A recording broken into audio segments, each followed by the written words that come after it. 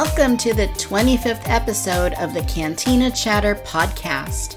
I'm Victoria of Victoria's Cantina, and I will be your guide through this adventurous discussion about Jurassic World, Fallen Kingdom, now in theaters.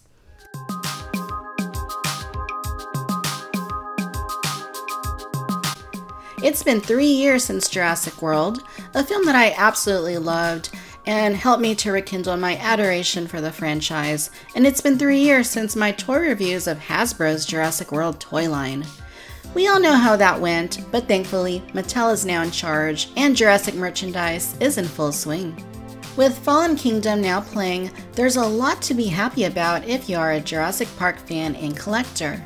Jurassic World Evolution, the new video game available on PlayStation 4, Xbox One, and PC, is out now for download, with the hard copy version releasing on July 3rd.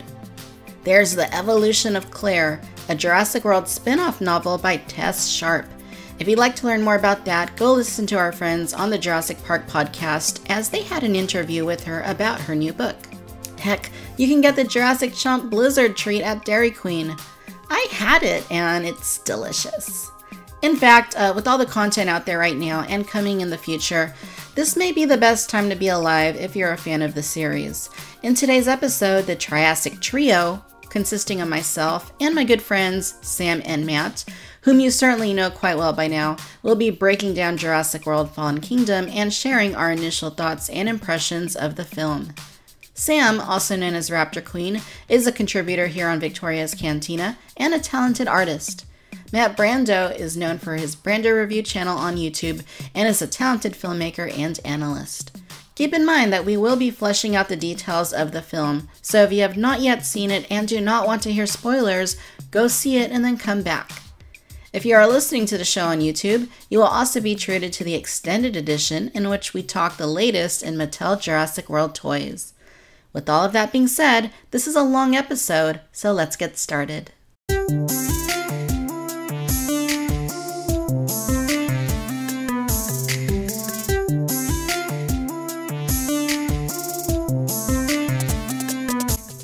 Alright, the Triassic Trio has come together for yet another Jurassic World related episode. In 23, we discussed our toy hunting experiences during the first week that Mattel's Jurassic World toy line had been released.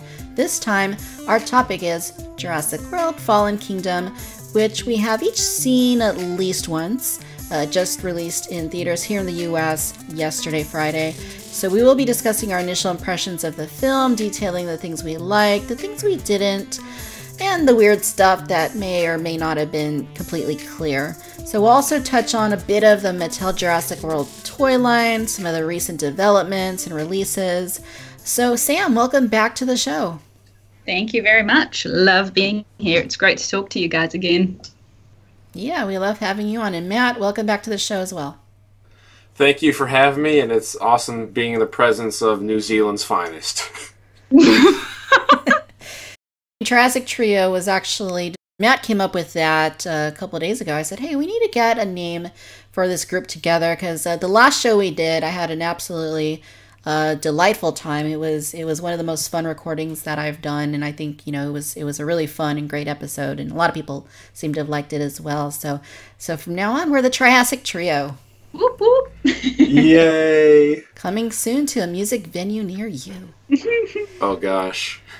All right, so the things we're going to cover, I want to talk about our initial impressions of Fallen Kingdom. So this is a film that was announced shortly after Jurassic World was an overwhelmingly huge and unexpected success. Made a lot of money. I think when it came out, it was actually the highest release for the weekend. I think it beat out one of the Avengers films, and for the time it was highest. I don't think it's highest anymore. I'm not too sure. Matt, do you know? Star Wars Force Awakens, I think, took it over. Right on. So yeah, it was a huge success, and Fallen Kingdom was announced, did much of its principal photography, I believe, last year.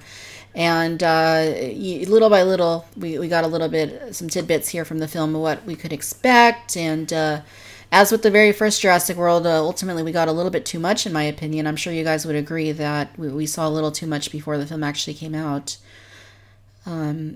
Yeah, just a bit. just a bit, including some things I don't think we really needed to see at all that really didn't do anything other than, mildly spoil certain aspects of the film, particularly the ending. But we're here to talk about our initial impressions. I've seen it once. Sam, you've seen it once. Matt, I believe you've seen it once. Yeah. Okay. So like with The Last Jedi discussion we did, it was a kind of thing where, some films you can see them once and you're like, okay, I'm good. I got it. I enjoyed it. I didn't like it. I don't need to see it again. Last Jedi was one of those I had to see at least 2-3 times in order to fully absorb and process it. I kind of feel like this is a similar situation. I feel like this isn't like Jurassic World, where it's kind of like a straightforward film. In some respects, it is pretty straightforward, but as far as our feelings about it and the reception that a lot of people seem to be having online, there's a little more to process than there was with Jurassic World, it seems like. So let's talk about our initial impressions having seen the film once. So we're going to start with Sam. What do you think about Jurassic World Fallen Kingdom? I'm still undecided. I mean, I did like it. I've always been sort of pessimistic, so I wasn't expecting a heck of a lot. I had my expectations quite low. But by the time I'd finished it, I did enjoy it. I did enjoy it quite a bit. But the spoilers, if you've seen all the trailers, which I tried to avoid then, that gives away like 90% of the movie. And that was the deal with Jurassic World. So that kind of upset me a bit because I'm like, I kind of knew what to expect. But I mean, it was still a good time. I guess my view of it is it's never going to be a Jurassic Park movie. It's just not. We'll never get that. And again, as my friend Jarrow said, that's like lightning in a bottle, Mm-hmm. It can't really be reproduced. But it was good fun. Just take it for what it is. I mean, it's just really, to me, it was just an action movie more than anything. Gotcha. You know what I mean? Yeah. And those, I think the thing that I'm thinking of when you mention the trailers and them revealing too much is the thing that sticks out for me is the shot with the lion, the T-Rex and the lion. Oh, totally. Because I mean, I had no idea they were going to show that bit right at the end. I was kind of thinking, when is this going to happen? And then I saw it and I was like, oh man, just to top it off. Yeah, and I had heard when that first came out that there was a sort of teaser. I don't know if it was a TV spot or a trailer or what exactly, but that had something that was considered pretty spoilerific, and turns out that's what it was. So I tried to avoid that as best I could. Unfortunately, when you conduct most of what you do on social media, as I do, it's hard to avoid things like that. And that turned up one day. Somebody retweeted an image or a GIF with the T-Rex and the lion, and I was like, okay, well, there it is. There it is. Yeah. I mean, that's just the world we live in, unfortunately. If you're on social media, I guess you just have to expect that. But it just seemed like in every act there was something spoiled. There was something that you've seen, whether it be the Indoraptor, running around in the dark, or the island exploding. And because the pacing was so quick, that half of the movie was over very, very quickly. So, yeah. I want to really like it a lot. I want to, but I still don't really. Yeah, that's understandable. It is a very different Jurassic film than what we have seen before. So Matt, tell us a little bit about your initial impressions of Fallen Kingdom. Well, I want to continue the discussion about the social media stuff and the spoilers from the trailers and marketing. Okay. So, twofold here. One is Universal in the marketing, and the other is fans or people on set leaking stuff. So, Universal marketing showed too much. They showed pretty much 95% of the film except Maisie being a clone, which we can talk about later. But like literally even like the Stygimoloch breaking out of the cage for Owen and Claire, just like they showed that like in a behind the scene featurette. I'm like, what are you doing? Because I watched that afterwards. I didn't see that. Yeah, like they showed Wheatley and with the Indoraptor. Even though you didn't know how he died. Unfortunately, I went to, I'm not going to say who, but a website, Jurassic Park, like Wikipedia type deal. And I accidentally saw how he died via like text. I'm like, well, that's great. because, the film came out like 2 weeks prior to America or whatever, or even longer than that. I was like, well, that's weird. Everything's backwards. But anyway, so back on to the marketing. Too much was shown. I don't like how everything's backwards now. Like, I can imagine if I went to this film completely blind, I didn't know what an Indoraptor was or maybe seen it. And they should have done that for Jurassic World as well. They should have held back the Indominus Rex design until, like, I saw it in the film instead of, like, seeing it on paper plate. And it also, they probably did that just to, like, well, screw you, fans, for, like, leaking everything, because there were some people that literally showed every single thing, all the animatronics of the dinosaurs that are in the film, like the Stegosaurus, the T-Rex. There's literally an account, I won't say who, that filmed Hawaii stuff, like legit, like the dinosaurs being loaded off into the boat before they leave the island. Like, someone, like, legit filmed that and put it on Twitter. I'm like, really? Like, there's just, like, no respect for privacy anymore.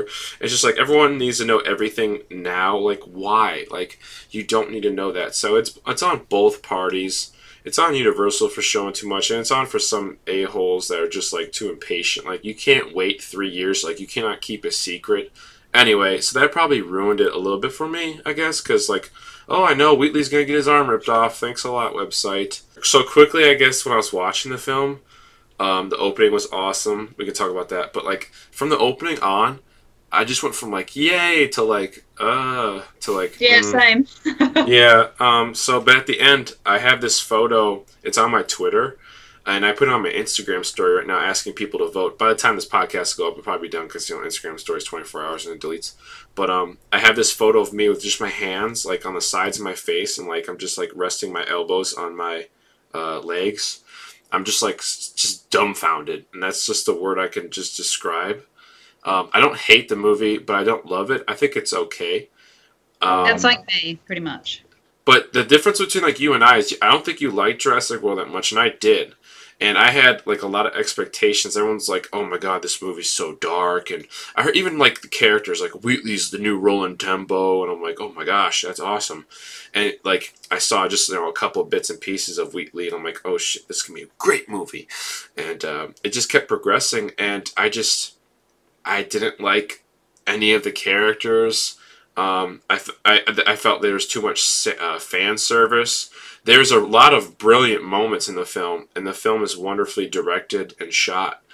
But overall, I was like, oh man, like, this film could have been, like, super cool.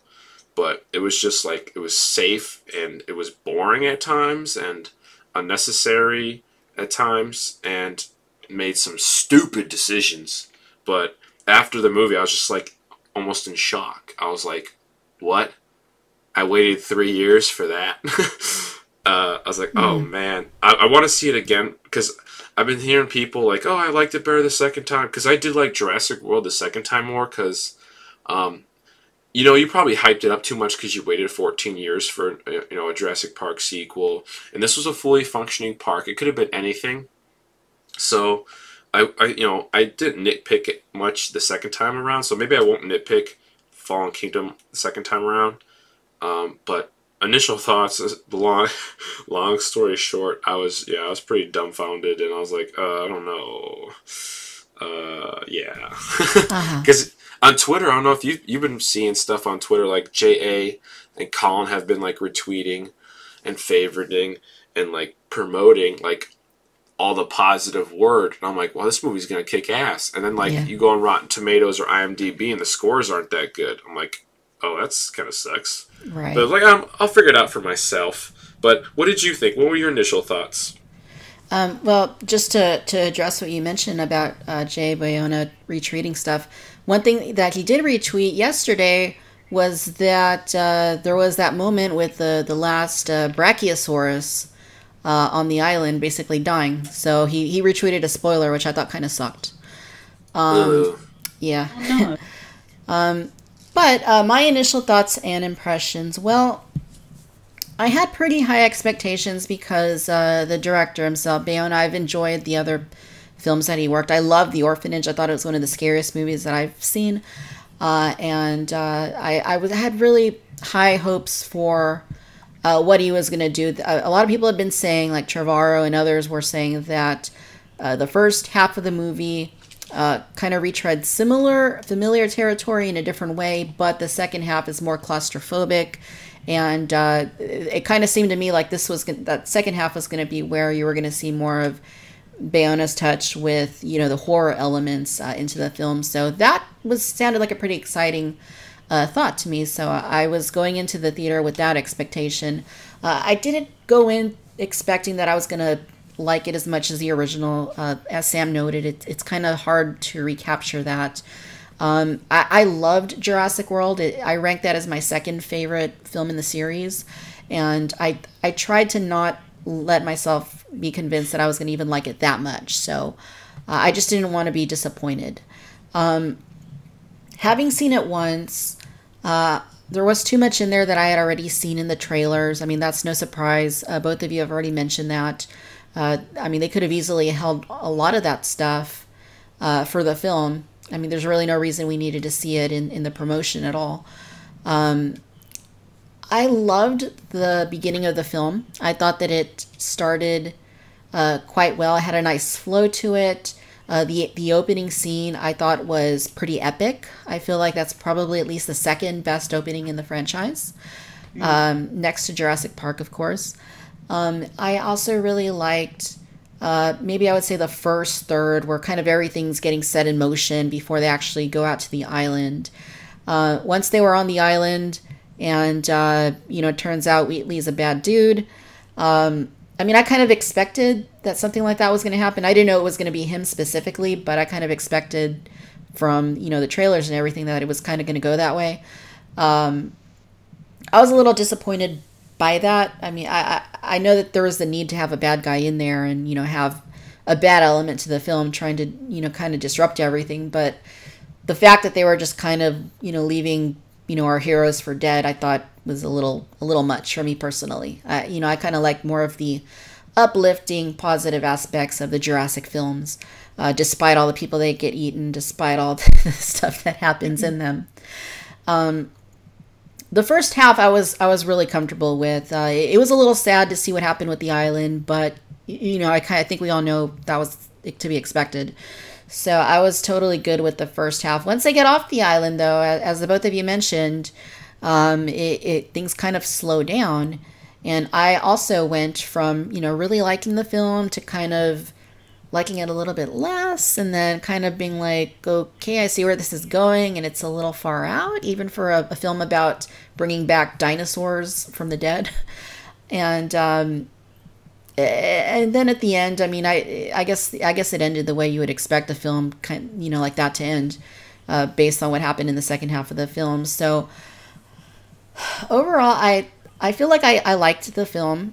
I know Justin, my husband, really liked the film. I'm not sure how you would rank it because he doesn't even remember much about the Lost World Jurassic Park 3. But me personally, I enjoyed it.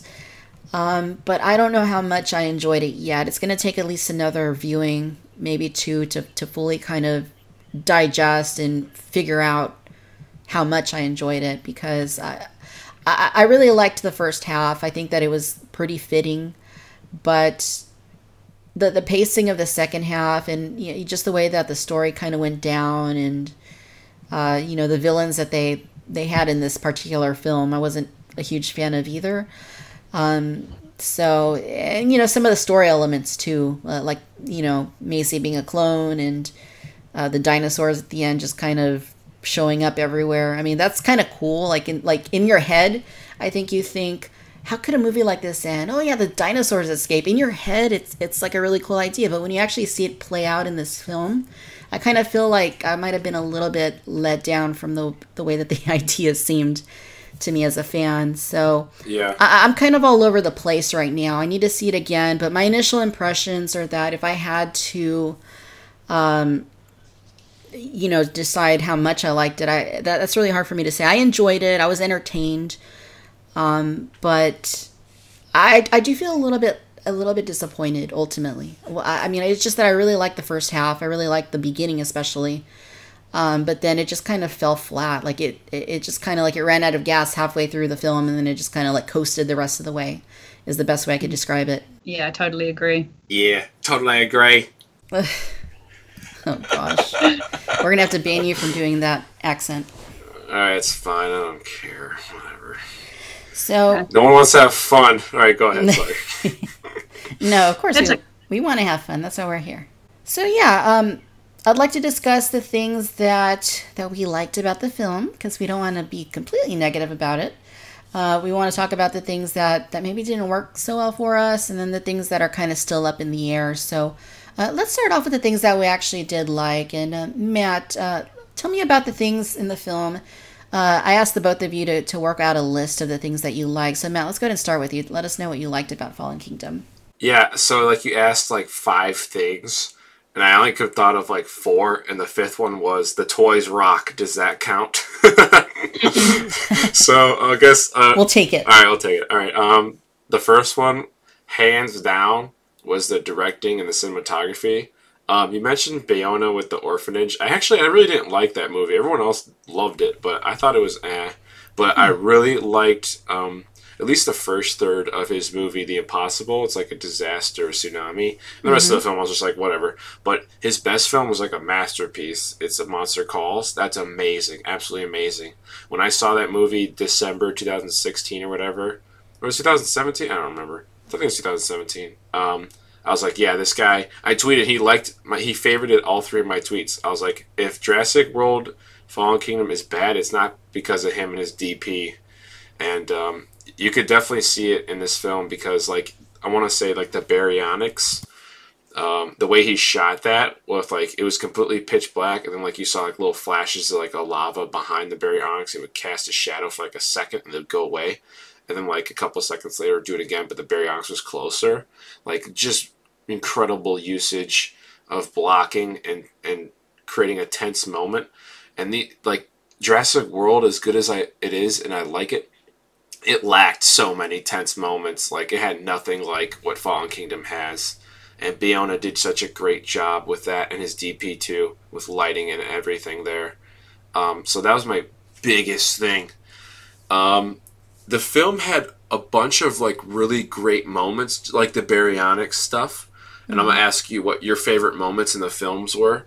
Mine were 3 that stand out for sure. One was Mills, like, drilling into Claire and Owen, and when they were in the cell, he's like, oh yeah, you guys think you're so good? You, and he points to, like, Claire, and he's like, you, like, gave the idea to give us an Indominus Rex, like, you were the one in charge of that. And you, and he points over to Owen, you're so naive, what'd you think, training raptors could be used for? And then, but after that, like, we're not talking about negative, sorry. So that was, like, my favorite, like, one of my favorite moments. The Brachiosaur on the island, and, like, it makes you want to cry. I was feeling some emotion. I was like, oh, the poor Brachiosaur, I want to save it. And that was just great that it was the first dinosaur we saw in the first film, and it was the last one we saw on the island in this film. I thought that was a great moment. You stole my words. and my last one is, like, some of the humor is really good. Like, I really like the line of Wheatley after, like, Zia tells him, like, screw off or whatever. He goes, what a nasty woman. I was like, that's kind of fun. I was the only one that, like, really laughed loudly for that. But those are my 3 favorite moments. So, like, what are your guys' favorite moments or things that you felt were really great? Sam, what do you think? Sure. Well, I'll say it again. The intro was epic. Like, when you just saw the flashes of lightning on the T-Rex, a little bit like the baryonyx. Right. Was just, oh my God, that was amazing. I was so pumped. And seeing the mosasaur, right behind the sub, I was like, that is just incredible. And there was just tension there. And it had that, that horror aspect. I was reminded of the first opening scene where the Velociraptor in the cage and it's dark and stormy. And yeah, I just absolutely loved that. Mm-hmm. Yeah. It's just a shame that after that it kind of just fell flat. But yeah, that was probably my favorite part of the film, easily. Oh yeah. Yeah, so that's my first one. Loved that. Second, the return of the animatronics. Yeah. That by far. I mean, if nothing else, this film's entertaining and visually it's stunning. So to see that animatronic T-Rex back again. was really impressive, even though, it's not Stan Winston anymore, but it still looked really good. I was still, impressed by it, and it was believable. And, at least the actors had something to work with. Right. And Blue, when she's lying on the table, it just reminds you of The Lost World and the baby T-Rex. I loved that. And, the Indoraptor animatronics. That was awesome too, or the puppets or whatever they used. Really impressive. So yeah. If nothing else, I am just happy that they brought animatronics back, because that's what everyone wanted to see. Going from the one apatosaur, Right. Right. but more, I was just stoked with that. So that would be my second thing. Third, I guess I just loved the amount of species we got. That was really cool, seeing the baryonyx, the Sinoceratops, the Carno. Everyone wanted to see the Carno. Oh, yeah, for sure.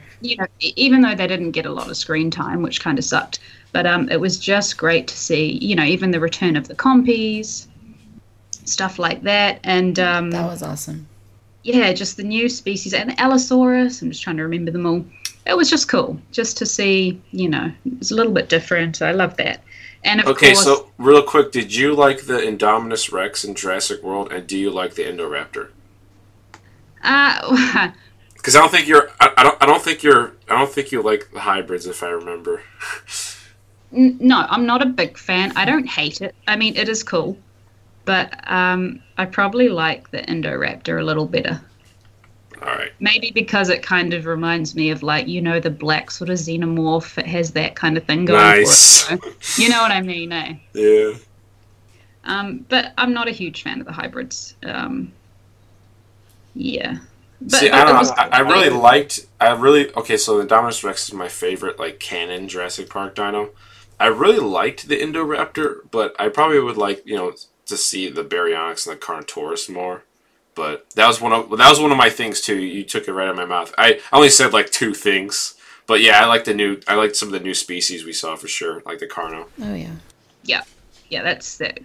Carno's. Everyone loves Carno. And one of my favorite things was Stiggy. That little Stiggy. I was just laughing the whole way through when he's just knocking everyone over and killing people left, right, and center. And yeah, like Vicky said, I love how he looks like the toy. The toy. Just like the toy. He was actually one of my favorite things. Even the Allosaurus looks like the one from the movie. They did a good job of replicating the on-screen presence or likeliness. So. Right. Well, they definitely did in terms of the toys. They do look quite a lot like their movie counterparts, so that's quite impressive. Absolutely. Oh, and I also... A lot of people didn't like the pacing, but I liked it, and I suppose because I'm kind of like an action girl. I like Jurassic Park 3. A lot of people don't, but I like how sort of fast-paced it is, and it doesn't really stop. And although this lags in the second act, I still enjoyed the pacing. So I think that'd be it for my list of what I enjoyed. Interesting. Yes. Oh, and of course, yeah, I just loved the sort of darker thematic tone. I just liked how it was shot, like you said. It was quite impressive in parts. So, yeah, that's it for me. Yeah. Very cool. All right, so I guess it's my turn. And you guys No, it's not. It's Dixie's turn. Dixie, I just let her out. So you guys mentioned a lot of things that I completely agree with as far as positive aspects of the film.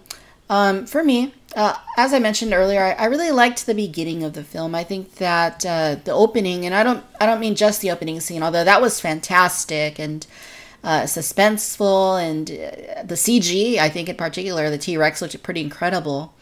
Especially compared to the rest of the film. It just seems like they went all out on that opening scene for whatever reason. It was great. It truly was quite great.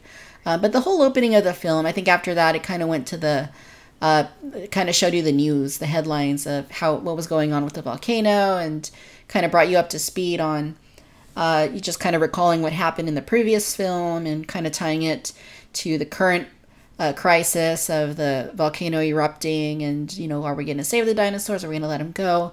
I thought that was really well paced. I think that they highlighted a lot of important information there. Seeing Malcolm in the beginning was really awesome.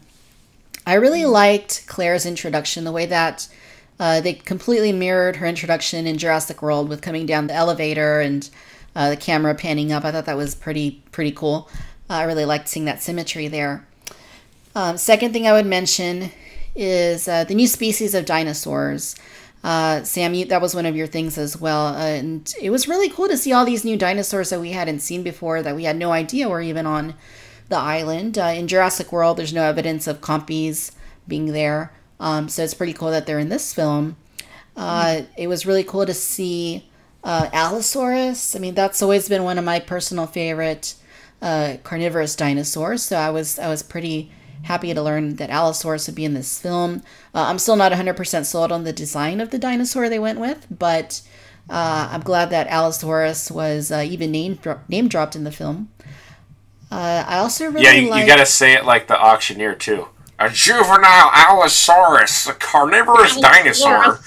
I'm like, oh my gosh. The Carnotaurus. The Carnotaurus CG to me looked fantastic. When they show it kind of coming around the gyrosphere to kind of look at Owen, which isn't something we had seen in the trailer, I just thought that they nailed the look of it. It just had a really great aesthetic, the coloration, the eye detail. And of course, in the trailer, we didn't see that it actually got into a fight with, is it the Sinoceratops? That's right. Yeah. So seeing that little fight was pretty awesome, because we haven't, in a Jurassic film, seen a ceratopsian fight with, a predator dinosaur. So I thought that was pretty awesome. And then, of course, we knew the T-Rex was going to take it down. And that was pretty cool to see, too. The T-Rex came in, gave off her Rexy's iconic roar, which always loved hearing that. So yeah, all the dinosaurs were really great to see. Notably absent, of course, was Dilophosaurus. For whatever reason, they still haven't brought that back into the series. Yeah.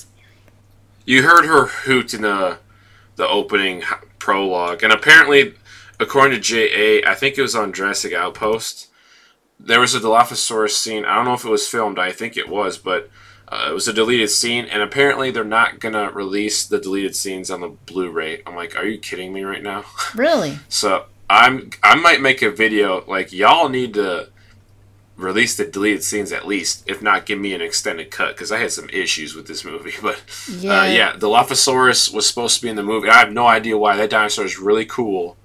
Why only in one film? We've got 5 films now. Why is this dinosaur only in one movie? It was really cool. It has a cool look to it. And all you're going to give me is a hoot in the prologue? Like, ugh. That's quite a shame, because, as you mentioned, it's a fan favorite. It has been for a really long time. There's even toys of it in the current toy line. Quite a few of them, actually, when you look at all the repaints they've done. Right. And, pretty noticeable absence if they're not to be Dilophosaurus. But it's concerning you mentioned that there's not going to be deleted scenes on the Blu-ray, because that's kind of one of the highlights of buying a Blu-ray, is you get to see all the bonus content, like deleted scenes. Right. So, I mean, if that turns out to be the case, and they don't give us any deleted scenes, I think a lot of people are going to be overwhelmingly disappointed. Heck yeah. So the next thing on my list, Matt, you know that Blue is like my favorite. I loved her in Jurassic World. Basically anything with Blue in this film, I loved. The baby footage in particular. I thought it was really painful to see the baby Blue with Owen footage intercut with Blue suffering from the gunshot wound. Like, that actually made me cry. I was really sad to see that, because I mean, I'm sure we knew that she was going to survive, obviously based on the trailers, but just to see that with the animatronic being so lifelike, and Blue being shown to have different traits from Delta, being more empathetic, and that really reminded me too of Dixie, because Dixie is like that too. If I'm sad, Dixie will be sad. If I'm happy, she's happy. So I could really relate to that personally, and that made me kind of sad to see Blue suffering that way. But anything with Blue, I thought for me that was the most emotional part of the film, is anything relating to Blue. And I think previously Bayona had said that Blue is kind of going to be the heart of the film, so I think that was ultimately the case. Next thing I would say is, and this is also related to Blue, is the ending of the film. If you recall, in Jurassic World, when at the very end of the film, after the Indominus has been dealt with by the Mosasaurus, and you kind of see Blue kind of be like, okay, Owen, come on, let's go. And then Owen just kind of shakes his head, and Blue's like, oh, okay, well, that sucks, and then runs off. In this film, it was kind of the same thing, but it was the opposite. This time it was Owen saying, come on, Blue. But Blue was like, nope, I'm now free to run out in the open and do my own thing, so she ran off. But I did kind of like seeing that sort of symmetry between the two endings. To me, little things like that are kind of cool. And the fifth thing that I have on my list is the CG. I think that overall, the CG seemed a little bit better than in Jurassic World. I know a lot of people, I think they went a little bit overboard, but a lot of people did complain about the CG. It's not as good as the original Jurassic Park, or it's not as good as Jurassic Park 3. Which, I mean, there's elements of truth in some of what they might be saying, but I mean, you got to look at Jurassic Park, especially, being shot mostly at night, having a lot of night scenes when you have most of the CGI going on, or in the dark kitchen. But I feel like compared to Jurassic World, the Stegosaurus looked better. The Triceratops looked a heck of a lot better, I thought. I wasn't really happy with it in Jurassic World, but particularly towards the end of the film when we see the Triceratops in Northern California with the baby, I felt like it looked so much like the trike from the original film, so I thought that was really cool. And it is a bummer that they use the same inferior Stegosaurus model from Jurassic World, but ultimately I think it did look a little bit better. I still wish they would have gone more with the Lost World look to their Stegosaurus. But the Apatosaurus I thought looked pretty good. The Gallimimus looked pretty realistic. Copies look pretty fantastic, I thought. And the T-Rex I think looked excellent at the very opening scene of the film. I did have some issues when it kind of came back, like when we'd see it later. The animatronic obviously looked great, but then when we saw the T-Rex, like at the end of the film when it ate, what's his face? Wheatley. Was it? No, not Wheatley. Matt, what's the other dude's name? I don't even remember the names. Mills, yeah. Mills. Yeah, I felt like that the CG there was maybe a little bit off. Something about it. And it might just be that, they're using that Jurassic World model rather... A little bit based. Yeah, which looks a little bit off compared to Rexy from Jurassic Park and from the T-Rexes in The Lost World and even JP3, the one from JP3, which I think was the same animatronic from The Lost World, the bull T-Rex. But yeah, that would be my list. Awesome. Awesome. Oh gosh, now I'm doing it too. Well, I want to open up a question. One of my things I didn't say from my things I liked was I actually liked that in the next film I will like more, I assume, than this one, is that we have finally dinosaurs in the open world on Earth. Because that's actually something I really liked about Lost World, is the T-Rex is in San Diego. And oh my gosh, real quickly, I've been watching a couple like YouTube reviews and like just casual fans. There's a dude in a review wearing a Jurassic Park shirt, and he says, yeah, like in the Lost World where the T-Rex went to New York or something. I was like, take off that shirt right now. You don't deserve to wear that. Oh my gosh, there's so many fake fans. Okay, anyway, my favorite possibility is for the next movie. I actually liked. I wish it wasn't just like a montage. Oh, here's a T-Rex in a zoo running a line. Oh, here's pteranodons in Vegas as a mid-credits after scene, whatever. I'm like, I wish that was like. It would have been a ripoff of Lost World, but that would have been actually cool to see like a last act be in Blue in Arizona or whatever. But it's going to be a whole movie for the third movie, so it's just like a placeholder for the next one. But I guess that's where the story's going. That's where the story's going. And I want to see where it's going in the third film, I suppose. I might just, I'll just watch the first film. I can skip the second one and see the third, I guess. Well, before, long time ago, before there were any trailers of Jurassic World, probably going back to like, I don't know, 2011 or something, I thought Jurassic World was going to be the dinosaurs out in the open. Right. So it's interesting that they've done it now, and it's finally happening. And I don't know, it just seems like they've kind of missed the boat. Like, I feel like they can't really do anything else with this. Yeah. Right. As much as I'm a huge fan, I just feel like, okay, let the franchise die. It's not really going anywhere. This is just an entertainment. This is just for people with short attention spans that don't care for scripts, that don't care for film. I don't know. That's just how I feel. I just think it's just a money grabber now. Yeah. Tell me how you really feel. What? I said, tell me how you really feel. It was sarcasm. No, I don't know. It's hard. I still am not sure how I feel. Maybe I have to go and see it again. But yeah, I definitely have a list of a few things I wasn't too happy about. Go. Yeah, I really liked, as I mentioned, Jurassic World. I love it. It's my second favorite film in the series. I would have been perfectly content if they would have just ended it there. I think that, okay, so the first part failed. Fine. The Lost World, okay, you have some other people, not Hammond, other people trying to bring these dinosaurs to the mainland. That failed. Okay, they made a second mistake. They shouldn't have made the first or the second mistake. I can believe it.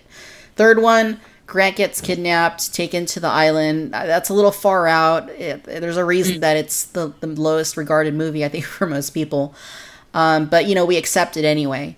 But, Jurassic World, trying to make the island work the second time. Okay, technology's advanced a little bit more. They have other ways to guarantee the safety of the guests. To me, that worked. And then the way that it ended, okay, ultimately, things aren't so great. The Indominus got out. It wreaked havoc on the entire operation. So that's that, okay? The story, I really didn't see anywhere else they could take the story other than where they took it. In Fallen Kingdom, but I would have been perfectly okay with them just ending it with Jurassic World. So Sam, yeah, I completely agreed. It really does feel at this point like it's just a cash grab.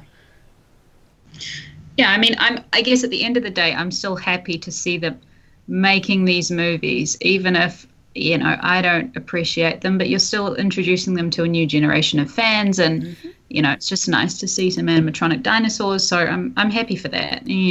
Our little cameos is pretty cool.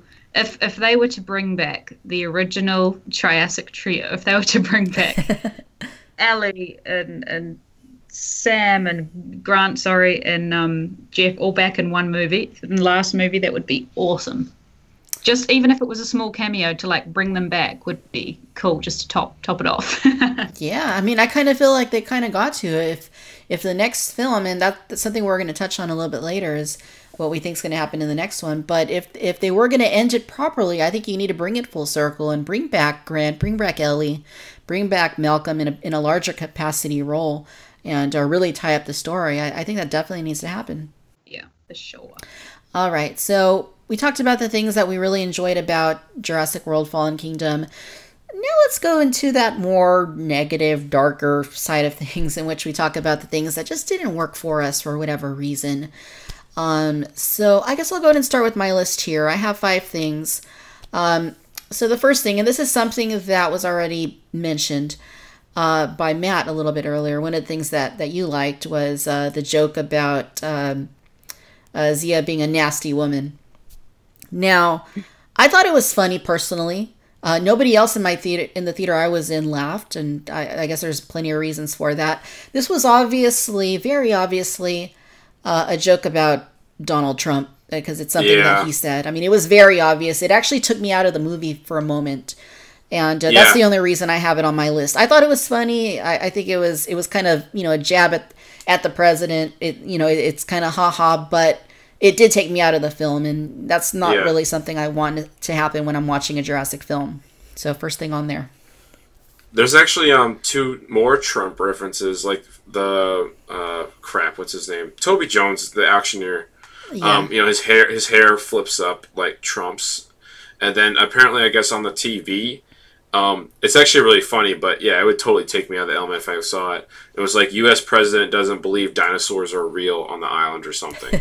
I was like, that's funny, but yeah, I found it hilarious, but right after you said it, I was like, oh, wait, that's a Trump reference, ain't it? I'm like, why did you write that in, Colin or Derek? But I can agree with you. Yeah, and obviously that's going to upset a lot of people. I wouldn't even be surprised if we see people on social media saying, hey, we should boycott Fallen Kingdom because it's anti-Trump. You know how it goes. Remember what happened with Rogue One when somebody was saying that there was a lot of anti-Trump stuff in it, which there wasn't. It was just a rumor that really took off, and people were saying they weren't going to see Rogue One. Second thing I have on my list, for the blue raptor noises, she sounded very much like she sounded in Jurassic World. This is ultimately a very minor thing, but I kind of feel like we were missing like the raptor scream, the classic honking sound that we associate with these Jurassic Park raptors from the first couple of films. And even in Jurassic Park 3, I felt like those sounds were missing. And again, ultimately, that's not a huge deal. It's kind of minor, but it is something I have on my list nonetheless. Yes. Third thing I have is the bit with Owen and the lava. When Wheatley shoots him, paralyzes him, he falls to the ground. He wakes up later. Oh, the lava's coming. It made for good suspense, I guess, but it was unrealistic. I mean, do you guys remember Anakin in Revenge of the Sith? Yep. I mean, you don't need to... I mean, all you have to do is be... I think it's like 30 feet away from lava, and you're already going to have severe breathing problems. It can destroy your lungs. Yeah. I mean, he was basically inches from the lava. He should have caught on fire. I mean, he should have died right there. Again, I guess it makes for good visuals and, movie making and such, but it was just unrealistic. There's no way you should have survived that. Fifth thing I have on here is the pacing. I already noted that the first half of the film I thought worked quite well. There was a lot of action. There was a lot of stuff going on. We were figuring out the characters and their motivations and the betrayals. But the thing is, when you have all that packed into the first half, it kind of leaves very little for you to explore in the second half. And ultimately, they didn't really flesh out a whole lot of that stuff. We already knew the characters' motivations. We knew who the good guy was, who the bad guy was. So any twists that were going to be coming later in the film weren't going to be as significant. So for me, I felt like it was very action-packed first half for the most part. But the second half, felt a little bit sluggish. I just wish they would have balanced that out a little bit better than they did. I mean, just little things that went on a little bit too long. I almost feel like there was a little bit too much Indoraptor, like just shots of him strolling around, seeing him on the roof, going from room, from down the hallway. And I feel like it's kind of like the Jaws effect. You know how Spielberg did it in Jaws. We barely saw the shark initially. Then, we still see the shark. When we do see him, we don't see him all the time. We see glimpses of him here and there, and it's not till the very end where he jumps on the boat. The shark jumps on the boat, and, that's where they go all out. It's kind of like we got hit over the head with Indoraptor all of a sudden, and I felt like they went a little bit far personally. So that's my list of 5 things that didn't work so well for me personally. I can agree. I don't want to say mine yet. I'll let Sam go next. But I can agree with the Indoraptor thing. Like, the thing is black, and the mansion is at night. So, like, I don't know if it was Universal telling, like, J.A. to be like, hey, you gotta, like, make the scene, like, more lit, like, so the audience can see. Like, it would have been so scary if the whole thing was, like, pitch black type of deal, Mm-hmm. Like, that would have been a little bit better. So I can agree with you. Totally. All right. So, Sam, 5 things that you didn't like so much about Fallen Kingdom. Okay. First off, I just didn't think anything of the script. I just thought it was just sloppy and uninteresting, and just some of the lines. I don't know. What did you guys think of the script? I just didn't. I agree with you. Do you know what I mean? Like, I'm not really a movie film person, but I know enough that. I guess it was kind of like the last one. It just wasn't that interesting to me. Yeah, things like that I definitely defer to Matt. That he's the film guy. He's the guy with who went to film school, and that's why we have him on the show. Glad to know him of value. I'll probably talk a little bit about it later on, but yeah, well, that's my number 1. I didn't care for the characters either. Like, Same. I mean, Owen and Claire, yeah, okay, that stupid boy, I don't even know his name and I don't care. He wasn't funny at all. Why they chose him, why they cast him, I have no idea. He just annoyed the crap out of me. The whatever she was, Paleo Vet or whatever, she was okay. Zia, I still didn't really care for her. Or the auctioneer or any of those guys. And the whole militarizing dinosaurs, again, I thought they'd sort of would let that die with Jurassic World, but they didn't. Yeah, and Colin said it would too. Yeah, so I think that was a little part of the plot that was just silly. Well, a lot of it was, but yeah. So Sam, your helicopter's taking off again. Helicopter, I hear it. Yeah. Okay, hold on. Son of a gun. You can still hear me though, can't you? Yeah, we can hear it's you. Clear. It's clear now. It's gone. The helicopter left. Okay, let me get this clear. It was looking for that Indoraptor or that one of those dinosaurs that escaped, but you're clear. There's a few that are all over my desk right now that escaped. There it is. Oh, who was that? The dinosaur escaped. Okay. Hold on. I'm going to lose my train of thought. Sorry. The Brachiosaur, the sad bit where he's burning alive. Okay, that was fine. Like Matt said earlier, it's great that that's the last dinosaur we see, and obviously the first and the original. But I don't like how they did these stupid callbacks with seeing the Brachiosaur for the first time. I'm like, why the hell would you choose that dinosaur? It's been done. At least come in with, I don't know, a Sinoceratops or something else to have like the first experience with the dinosaur. Do you know what I mean? Mm-hmm. Oh, I thought you were going to say the pose. Instead of the dinosaur. And, yeah, of course, and the pose. It was pretty much just a copy. But even the I CG, hated that. Even the CG for that looked bad. It almost looked like the Papo Brachiosaur, if you guys know what that looks like. It just looked... Yeah, I have that. It just did not look good. I was like, oh, I hated that. That was one of the things I hated. Like, passionately. I was like, oh, why did you do that? I guess because they just wanted to tie it together, and you see the Brachiosaur, not too long after that dying, but that really annoyed me. So, yeah, I just wish the first encounter had been just a different species or something. And I also didn't like the fact that Blue was the only raptor. I mean, you guys know me, I'm the raptor queen. But why didn't they just have a scene where the raptors, a couple of raptors jump out, and run along next to Claire and Owen in the gyrosphere, or some other scene where there's just a couple more, because I think, I don't know, I'm suffering from the blue fatigue. I love blue, but it's just blue, blue, blue, blue. And there is no other choice. So, yeah, I guess those are my main issues. I think you forgot about the Indoraptor. Baby! That's a raptor. That's a raptor. It's not a velociraptor, but it's a hybrid. That doesn't crap. count.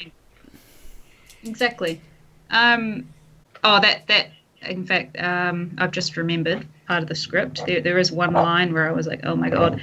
Okay, so we're at the end where Claire's like goes to let them go, let the dinosaurs go, and she's like, they're alive like me. That's Maisie. You did not just say that. That was just ridiculous. Yeah, that's kind of one of those little ideas where you're kind of high and you think that you have this really deep thought, but it's not really a deep thought. It's just kind of obvious. Well, you could have said something like, well, they've made it this far. Why don't we give them a chance? You know what I mean? Sure. But just silly lines like that where I was like, no, I did not buy that at all. So I guess I don't want to be too negative. I'm pretty pessimistic, but that's it in a nutshell. Yeah, I mean, I hear you about Blue. I mean, I don't really see what else they could have done in that respect, only because the other raptors were obviously killed in Jurassic World. So there aren't any other raptors that we know of that were still alive on Isla Nublar. So from a story perspective, it makes sense that we would only see Blue, but yeah, I mean, I hear you. In all the other films, there were other raptors. There wasn't just one raptor ever. There were tons of them in some cases. So, yeah, I mean, we could definitely use some new raptors at some point. I don't know if that's something they would do in the next film, because Well, I guess it's just Blue out there at this point, unless she's able to, reproduce somehow. Godzilla 98 style. I guess I'm just being selfish. Like, there's no Dilophosaur, and I would really love to see that. But yeah, I guess that's just my wishful thinking. It would be nice, but it doesn't matter too much. It was just a small gripe.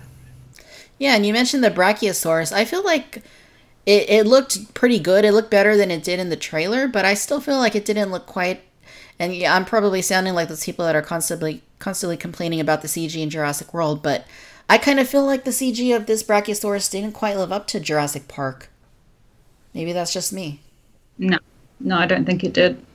Better than Jurassic Park 3, I will say, though, for sure. Yeah, better than that Brachiosaur. Definitely. Oh, those were hideous. They were horrendous. I don't think the CG in certain parts of Jurassic World was amazing. Yeah. I'm not denying that. But yeah, it's like they went all out with, the T-Rex to begin with. They should have done it with the Brachiosaur. They should have, if they're going to do the callback, make sure she looks perfect. Right. Yeah. That's just me. All right, so we're on to Matt. We want to hear the 5 things that you did not like about Jurassic World Fallen Kingdom. Oh boy, are you sure? Are you sure? Are you sure? Sit back, guys. Grab a drink, grab a snack. Yeah, grab some popcorn. I can go off of the Brachiosaur thing. So my number 4 is there's too much fan service, like Jurassic World. There's too much callbacks. There's too much symmetry. Even though you said you liked it, Victoria, I hated it. I hated the elevator shot of Claire.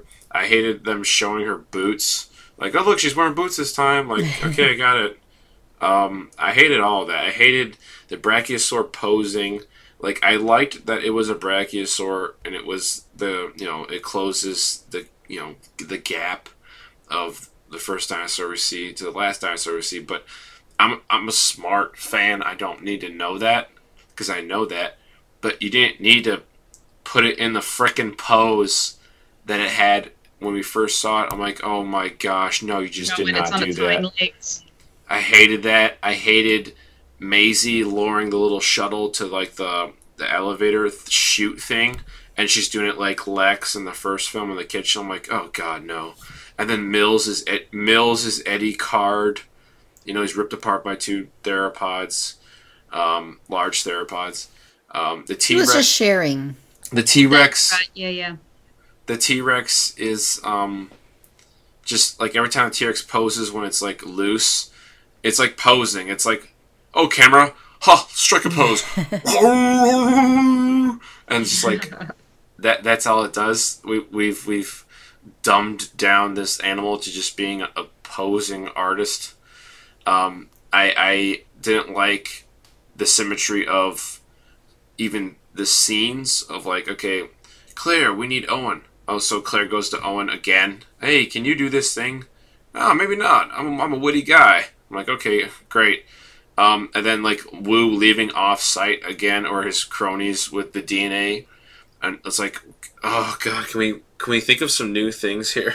Like, very repetitive, way too repetitive. I hated it. I going into the script some more. I did not like almost any of the characters, even Claire and Owen. I felt like I just wanted Claire and Owen to die, and maybe somebody else could just step up and be the protagonist for the next film. Because I don't know why Claire is just like, yeah, she had the Apatosaurus scene in the first movie.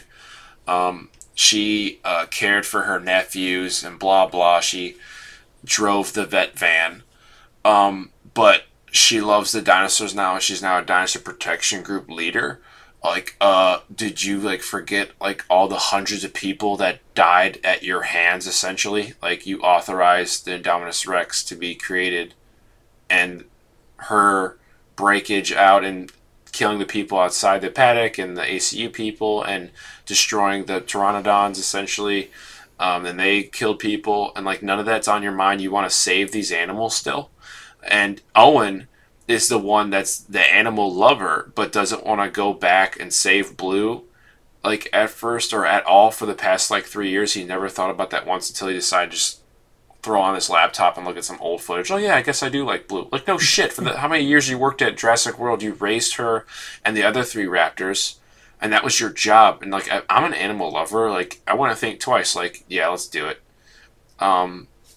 I thought Mills, like, I'm entrusted with this estate, so let me kill you with a pillow. Like, what? That was my number 3. Killing Lockwood. I said, like, WTF, question mark. Because he there's like an insert shot of him picking up the pillow or something. I was like, oh my gosh, he's about to kill him via suffocation with this pillow. And then the next shot is like the cane falling down and it explodes into like a million pieces, like it was like a Hasbro product or something. Like, like the auctioneer was just like a joke. Oh yeah, that was terrible. I thought Maisie being I don't know, Maisie, the little child, she was a great actress. She did a good job, but like, once again, I didn't care. And the twist of her even being a clone, I'm like, for the time being, I do want to see it 2 times in the theaters at least.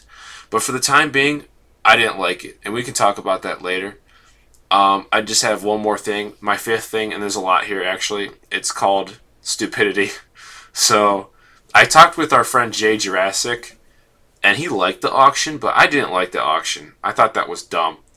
The Indoraptor, I love certain bits of him. Apparently it's a him, even though that was never stated in the movie. But the community just knows it's the first male dinosaur made, blah, blah, blah. Apparently. I don't know. Because apparently Sorna and other dinosaurs, I guess, at Nublar. Anyway, I'm going on a rant. The Indoraptor, it can't... Okay, so it's like right above them in the Triceratops skull. And there's like another shot of him sniffing. I'm like, dude, you're an animal, number 1. You have better smell than humans. Number 2, you're a predator. You definitely have better smell than humans. How do you not smell your prey, like, right in front of you just because you don't see them? Like, what? I hated Maisie letting them loose, even though it makes sense. Like, oh, I'm a clone, they're clones. Like, I get it, but great job. You just, like, ruined everything. Of course, it's going to be a third movie. She's going to let him out. I hated Maisie. She's smart, and, like, she got away, but then, like, she comes back after, like, the Indoraptor's literally just chasing them, and she runs to her room, locks the door, and goes underneath the covers of her bed. Like, what? Like, they, it's just created so the Indoraptor can come in and have that scary scene. Oh, one thing I forgot to mention of a positive, I did like the Indoraptor when she didn't know it was there, and she kept backing into the cage, and instead of, like, the Indoraptor just, like, grabbing her, it kind of just takes one claw and, like, plays with her hair. I thought that was really cool. But, yeah, I didn't like how she just ran underneath the covers just so we could have a shot of the Indoraptor coming into her room and just, like, about to attack her or whatever. Why didn't she go... Sorry to interrupt, but why didn't she just go into that garbage chute? Why didn't she go into anything? She could have gone underneath the bed. She could have just stayed with the... Underneath the bed, maybe. I don't remember her getting split away from the humans or the Owen and Claire. I don't know. I only saw it one time. Like, why don't you just stick with them? Like, why'd you go to your room and lock yourself and go solo? Anyway, I hated Wheatley going into the cage. I'm just like, yep, that's how we know the Indoraptor's going to escape. And there's another thing, like Wheatley. I said about rolling tempo, I think, at the beginning of this podcast. People were like, oh, he's so badass, he's going to be like rolling tempo. I'm like, this guy's the most flat, basic character, just like the rest of, like, even Justice Smith running around screaming. And is it the T-Rex? Is it the T-Rex? Like, dude, shut up. Like, you're so annoying right now. Like, if he cut 50% of him in the movie, it'd be so much better. And it's not his fault at all. Like, he's a good actor. Zia Rodriguez. This is great. Oh my gosh. I don't have this in my notes, but Zia Rodriguez, paleo vet. Never seen a dinosaur. What? Yeah, paleo vet. Vet. That means doctor. Doctor of dinosaurs. How do you go to school to be a doctor of the dinosaurs without, like, testing at school on some, or being at Jurassic World? Like, that's a simple rewrite. Right. Like, one more draft. I really like the moment of her, I have to see this. Even though it's illogical, you should stay in the frickin' vehicle. But I really like that moment where she got out, because I would have gotten out too. There's a freaking dinosaur there. I've never seen one before. But you should have seen one before because you're a freaking paleo vet. Like, you should have been working on dinosaurs at college. Anyway, more stupidity. I hated the lady screaming in the elevator to alert the elevator, the Indoraptor. I'm like, lady, you just saw the Indoraptor. You know what it looks like. Why are you screaming? Just to have the plot progress. I thought the prologue, as cool as it was, we've seen that a million times before. Like, it's right behind you. And, like, these people are literally on the helicopter, like, pointing. You dumbass son of a, you know, they're pointing and they're, like, screaming. You don't need to know. You don't need to know in your headset, oh, I can't hear you. I can't. Blah, blah, blah, blah, blah. Like, if someone's waving you towards the helicopter, run towards the helicopter. Like, he deserved to get killed. I'm sorry. But, I thought the whole prologue was unnecessary because Wu, I tweeted this, went and took that DNA crap and his, you know, his, what's his face? D'Onofrio. Hoskins. Hoskins was like, I'm going to make that fraction the size. Like, they took all that DNA and went off site. Wu went with a helicopter and left. And he had the shit. Why? You need the Indominus Rex bone. And also, just, this is all nitpicking stuff, but it can be easily fixed. The Indominus Rex skeleton was completely, like, complete in the ocean, or the lagoon. Oh, that's what I wanted to say. That's what I remembered, Vicky. I'm sorry, I had to interrupt. Go ahead. No, go ahead. Like, yeah, why was it...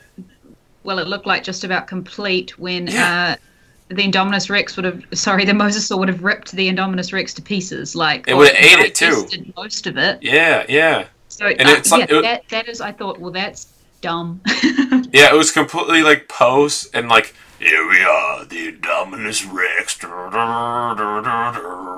I'm like, okay. Well, I can buy this for now. What are they going to do? Oh, they're going to create the Indoraptor. Oh, you already had that DNA. Ugh. I don't know if you guys noticed, but, like, the Pteranodons in Vegas... First of all, it's stupid. It's really great. Like, the screenings I go to, the early screenings or whatever, sometimes they're press and it's just press and it's awesome. Oh my gosh. But most time it's just like standard moviegoers. And they talk at the screen sometimes. They're mostly like old people. But they're like, at, you know, the mid-credit scene of Pteranodons in Vegas, it's like, what, 3 shots? It lasts 20 seconds.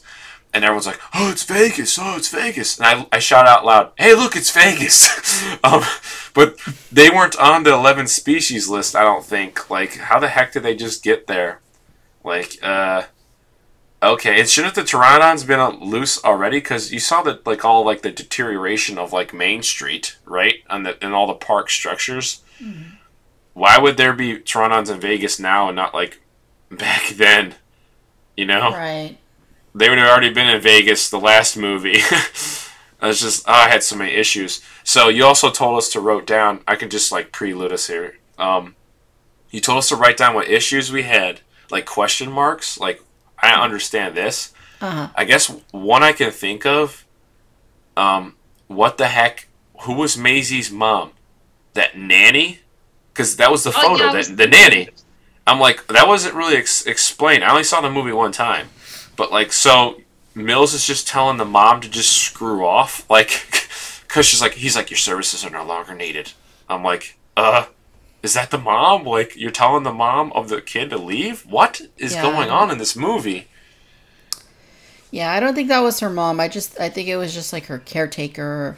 Because she had a line there, said something that she raised both of them, which I think meant the original... I don't know, I guess maybe the original Maisie, I guess we could say.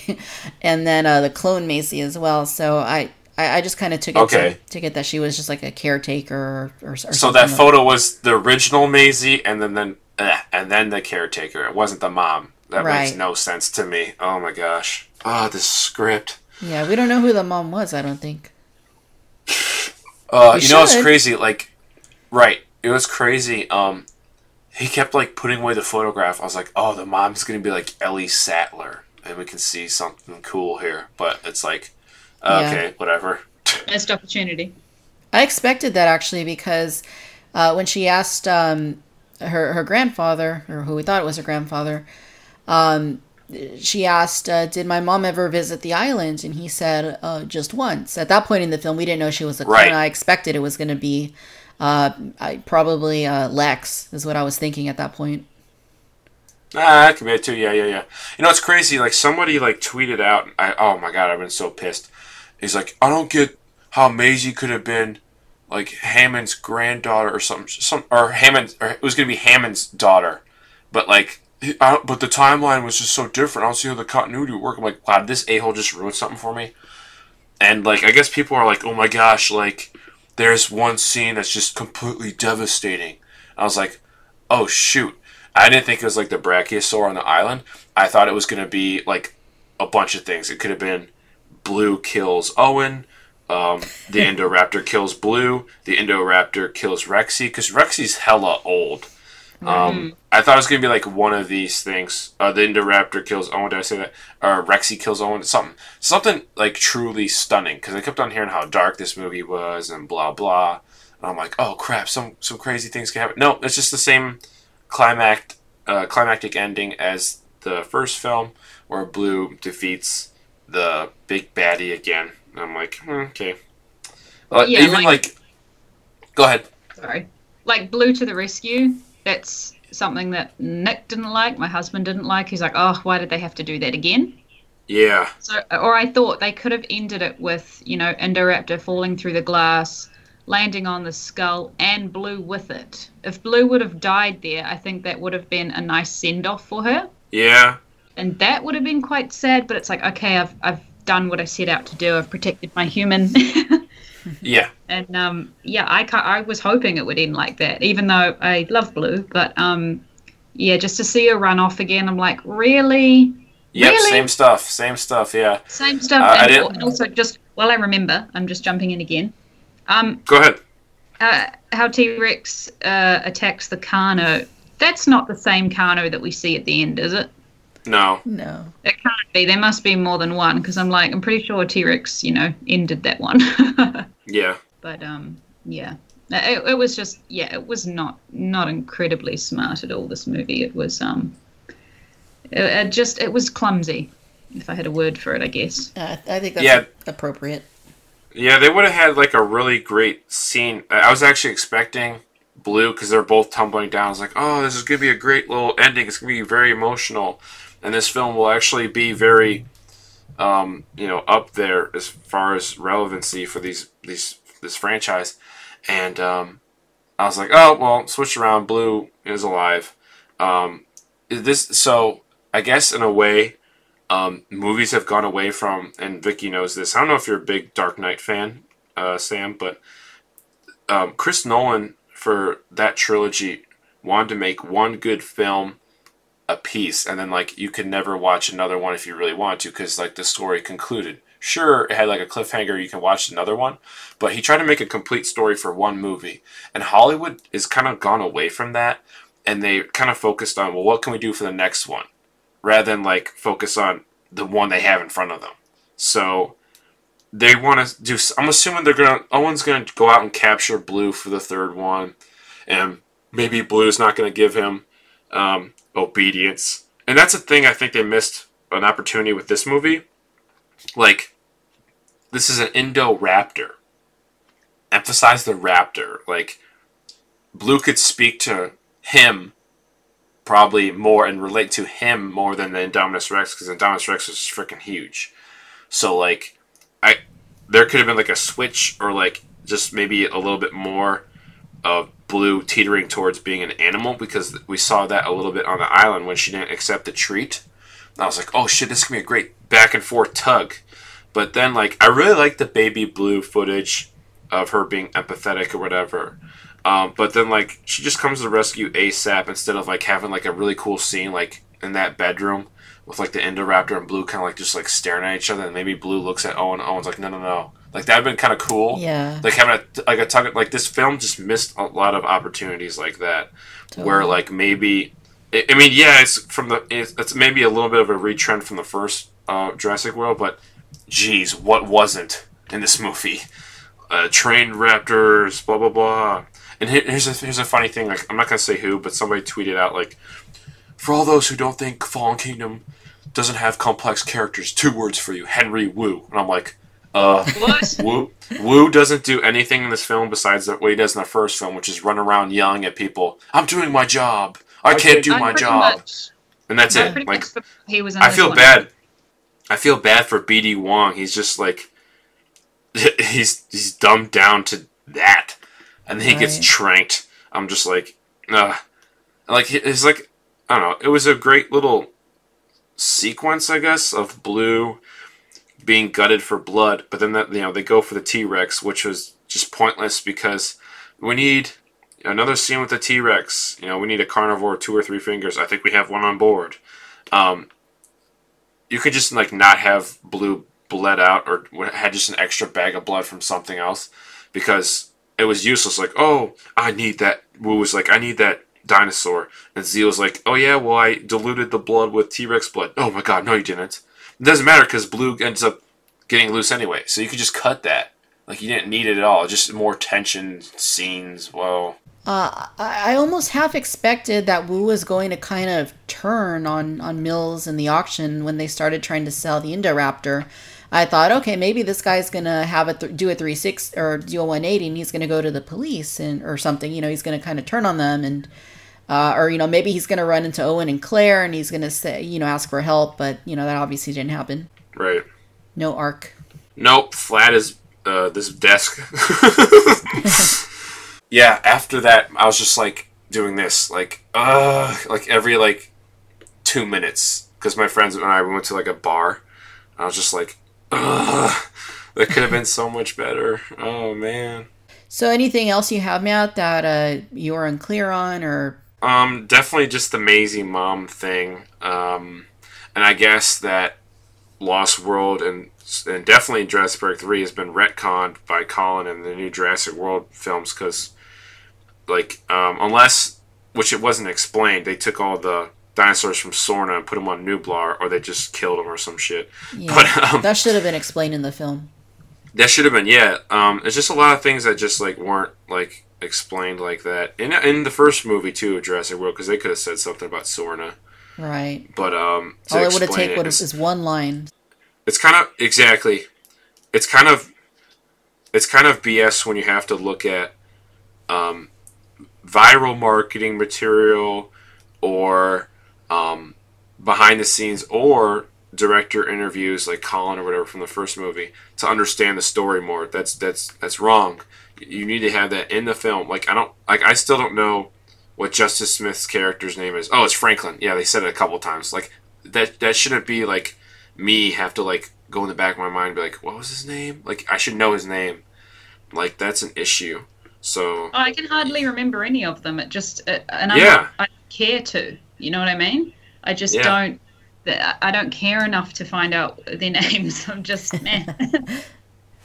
And that's really sad because, I just, like you said, it could have been really great. It could have been a huge step up and not just a stepping stone to the next movie. Right.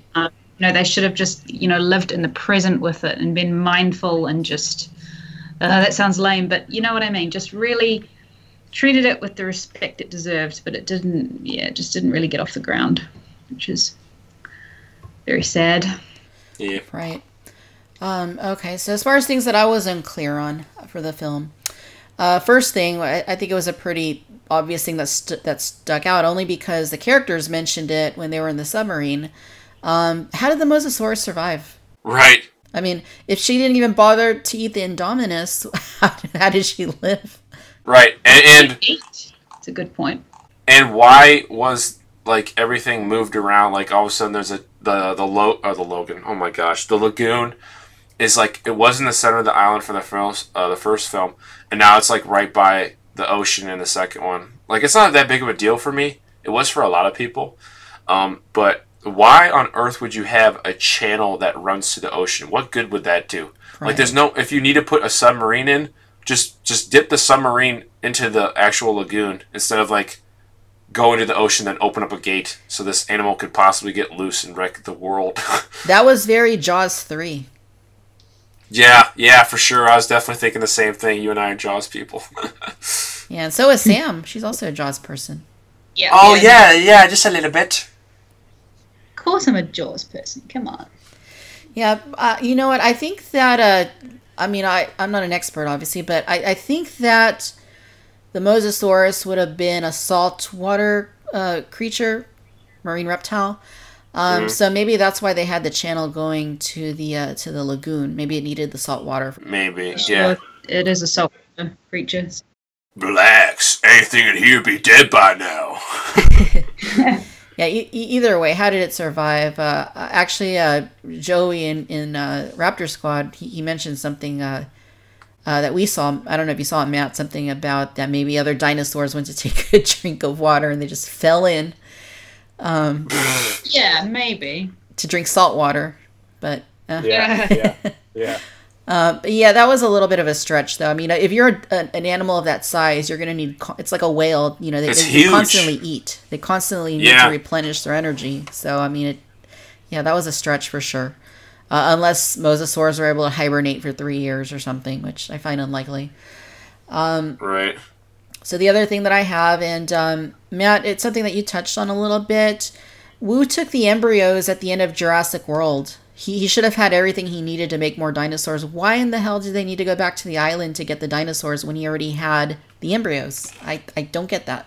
Just to have a really cool opening scene. It's all about that opening scene. They went all out for that, but they kind of lagged on the rest of the film. It was really good, but it's just illogical. Yeah. I mean, that to me, that's like maybe if I had to pick one thing even bigger than the mosasaur, it's like they purposefully showed him with his case, getting the embryos, taking them, and he was going to get paid for it, whatever. It's like, okay, so you've had 3 years and you haven't done anything with those embryos, so now you just need to send all these people and create this big operation, put people in harm's way, and, you know, take these dinosaurs off the island.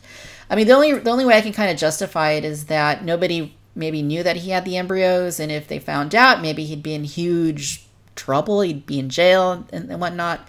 That's really the only way I can rationalize it, but you still have to think, like, why didn't he do something with those embryos at all? I mean, he could have made them into, you know, dinosaurs or whatever. He should have had all that DNA, the raptor DNA and everything. I mean, it has to be like a direct, like the next year. It can't be like 3 years later, because that's just ridiculous. Yeah. Because for 3 years, you're going to tell me that they're not going to send a team in, because all they needed was Blue for the Indoraptor. Of course, they needed the rest of them to sell them, but if you wanted to make the Indoraptor, which is what they wanted to do after the first film ended, you just go ASAP and go get Blue. Like, you don't need... You do need Owen, but you don't need him. Just go out and find her with, like, tracking, because technology is so crazy nowadays. You could just go and just hunt around. You don't have to, like, Vietnam it by going, like, into the jungle. Just maybe put in some drones, try to track the dinosaur and find out her whereabouts or her patterns and stuff, and then send a team to trank her and all that. You tell me for 3 years you didn't do that or think of that idea once or do it? Like, you waited till a volcano was going to explode. Right. Wasn't there some sort of a mention of that they needed, like, Claire's authorization to track them or something? Or did I miss but you can just... You don't need that. Just go to the island and just find out. Sure, it's easier to find out directly where she is if she was still alive, which she was. But, like, just go and set a team out there, and it won't take more than a couple months, I assume, to do that. Like, ugh. I don't know, it's a movie, I guess. Speaking of that, even if they let all the dinosaurs out at the end of the film, don't they still have the trackers in them? Ooh. Yes. That's what I was going to say. So maybe they might set... That might be a plot device for the next movie. Don't hold your breath. Yeah. Based on how this went. Yeah. Yeah, so... Oh, gosh. Anyhow, let's see. I have 2 more things here on my list. I had 4 things. Okay. At the very end of the film, we see Malcolm once again. We saw him at the opening of the film. We see him at the end. He has the last line in the film, "Welcome to Jurassic World." Was this little bit that we saw of Malcolm, this little scene, was that taken from his testimony the first time? Because it sounds like from the dialogue that he was saying, okay, now we have this new situation where the dinosaurs are out there. Welcome to Jurassic World. So was this the same testimony, or was this like a separate thing after the dinosaurs got out. It for sure was the same testimony. They just decided to just be weird and split up the scene into to make it effective for the story. Oh look, it's a Jurassic World. I told you. I agree. Because like now the world has to deal with these dinosaurs loose. They're not going to just like have another hearing or whatever and have him say the same shit. I told you so. Well, thanks a lot. How can we fix this? So I assume it was the same thing, and they just split up into two because writing, yay. Yeah, and he was wearing the same clothes too, and it looked like the same people were in there. So I assume it was probably the same. Yeah, it's got to be the same, surely. Okay, and the last thing I have is something about Maisie, because one thing that we hear is Mills says to Owen and Claire something like, why do you think that Lockwood and Hammond had a falling out? It's because he wanted to clone Maisie. Well, we know that, I think if we look at the timeline that's given by like the viral campaign and the websites and stuff, I believe it says that Hammond died in maybe 98. So if Maisie's only like maybe 11 or so, she must have been born maybe 10 years after, as a clone, 10 years, unless clones just don't age or something. She must have been born around 10 years after Hammond died. So how could they have had a falling out if, she wasn't even an issue? Unless maybe, the only thing I could think of is maybe that they were discussing that he was planning to make a clone, but he actually never did it. But would you have a falling out for actually not doing something? I don't know. What do you guys think? Sam, you can go. No, I'm not even sure. The whole cloning thing, I just didn't buy it. I don't know, maybe like Victoria, you said, maybe she could just be the one age. I don't know, I guess this could be plausible. Like maybe before he died, like a couple years, so she can be 11 or whatever now. I don't know. But then that's 20 years. That's 20 years ago. So. Yeah. Unless maybe they somehow cloned her to where she couldn't go beyond a certain age or something.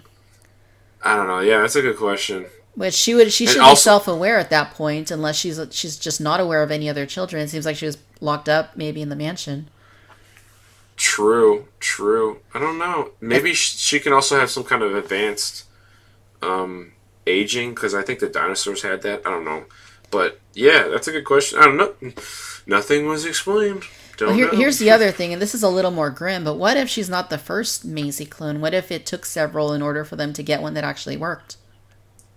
Oh, wow. That's some, like, alien stuff right there. That's actually a good point, because then that would explain the gap. The age, yes. Yeah, she's Maisie V4. Yeah. Maisie 3.0. Oh, wow. Yeah, I don't know. For the time being, I don't like it. I know Jay Jurassic, he said he liked it because he felt like it was something Crichton would have done. But for right now, I do not like it. I might end up liking it later. Especially if I see a third film, whatever that goes, or where it goes. But right now, I'm just like, oh gosh, ooh, I don't know. That's kind of crossing a line.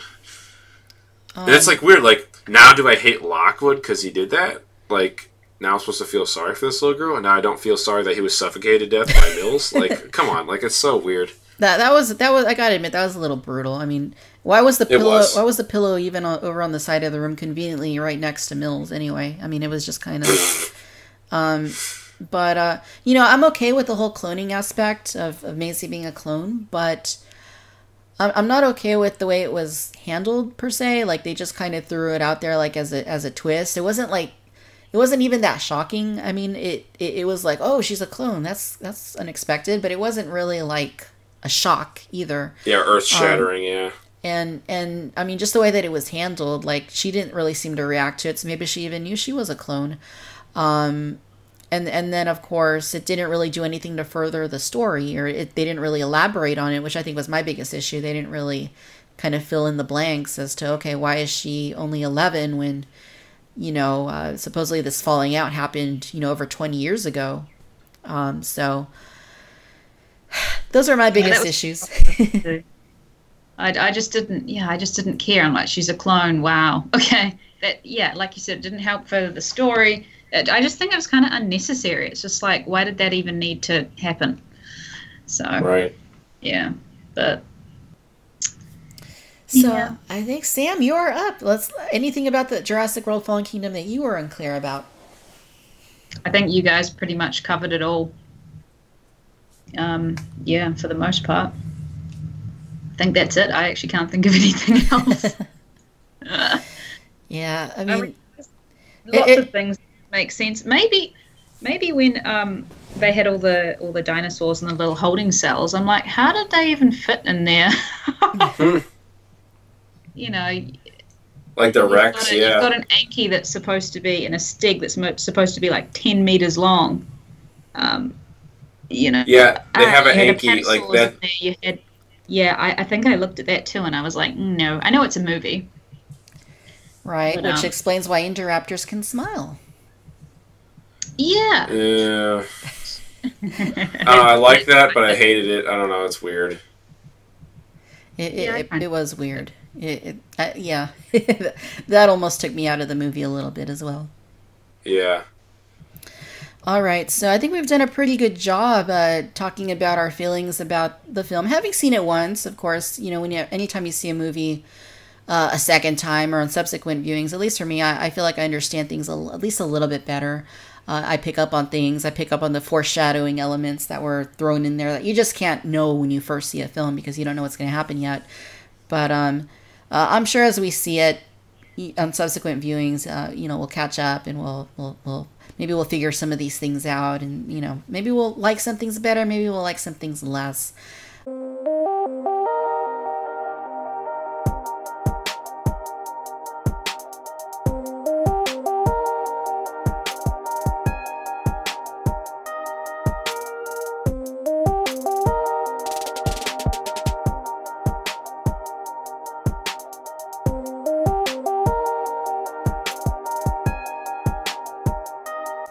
All right, so on social media, I asked you to share your thoughts on Fallen Kingdom based on your viewing of the film, what your impressions were.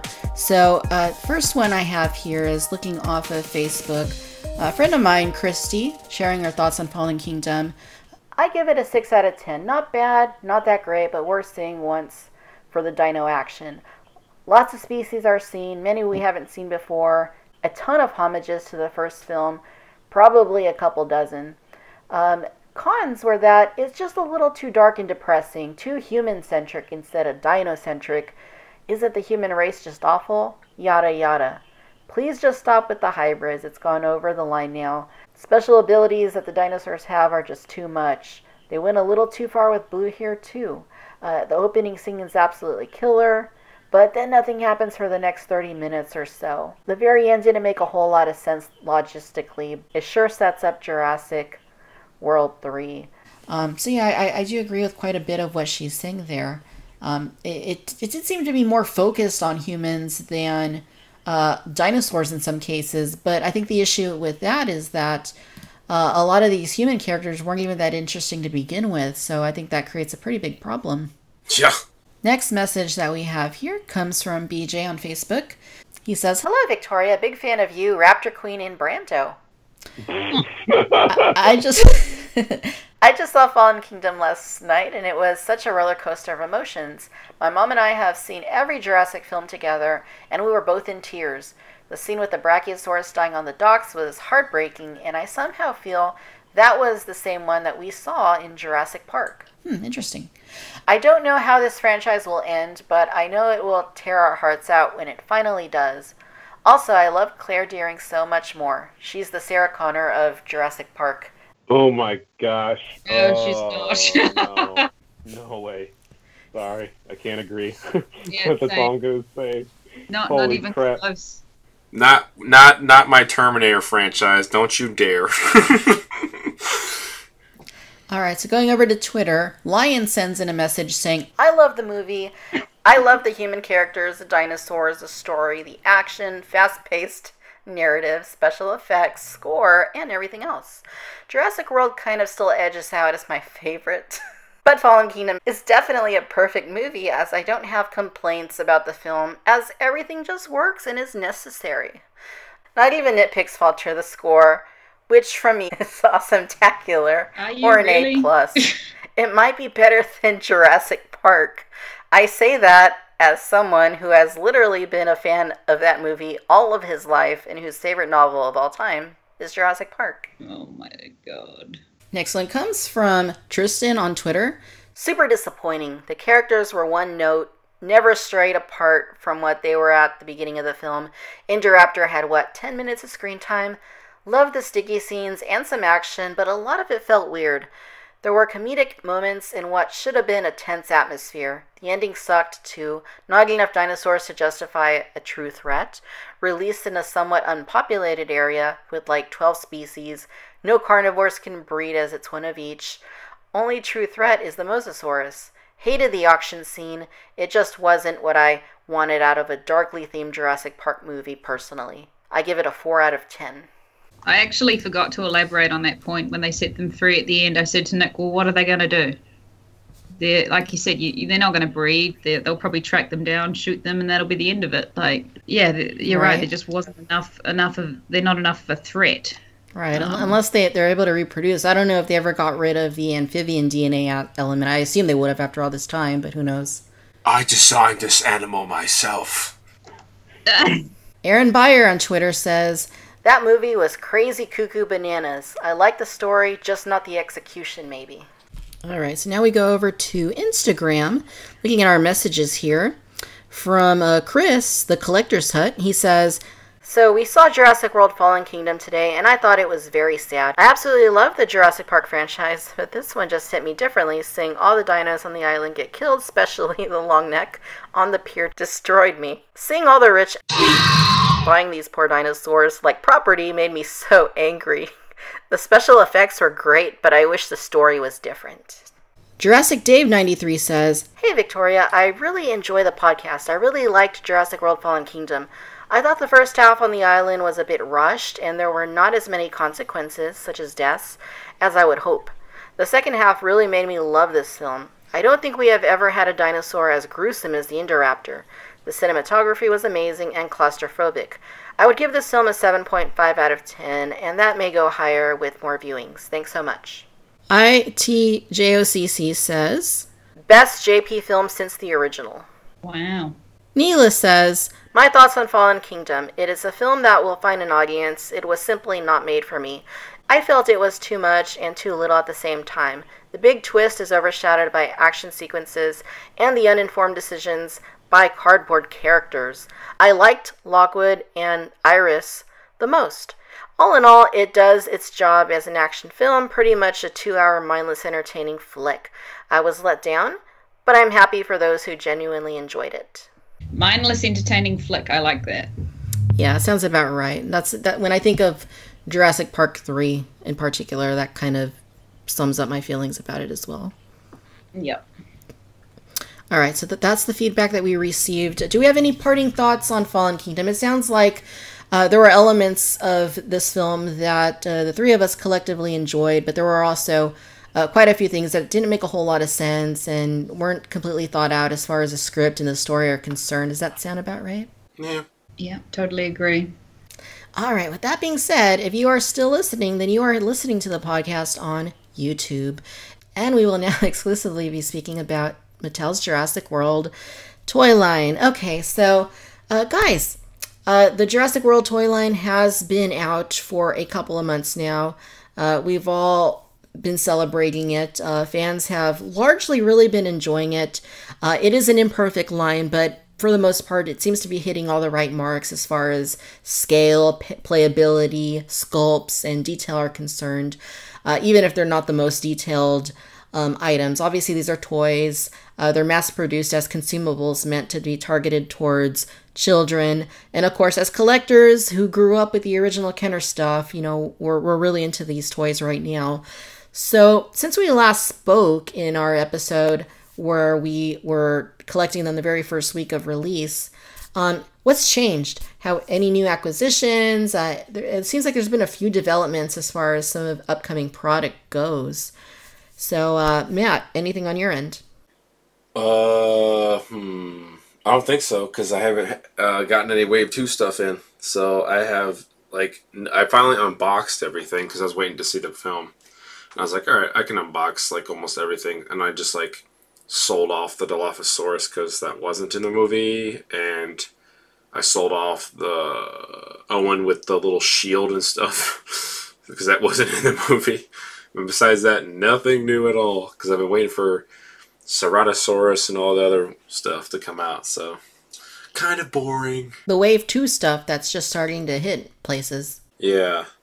Everywhere but my area in America. Ugh. It's quite ironic, isn't it, Sam, how you were saying that we don't have things like the Mosasaurus, we don't have things like the Indoraptor, yet here you are getting these Wave 2 figures early.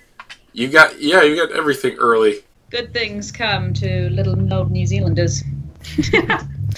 And of course, you've been watching the Cretaceous Cantina reviews. No doubt you've seen Sam's reviews for the Wave 2, the Roarivore. So far, she's reviewed the Ankylosaurus and the Ceratosaurus. So if you haven't checked those out yet, definitely be sure to do that. So Sam, it seems like you're pretty happy with these new Wave 2 Roarivores, correct?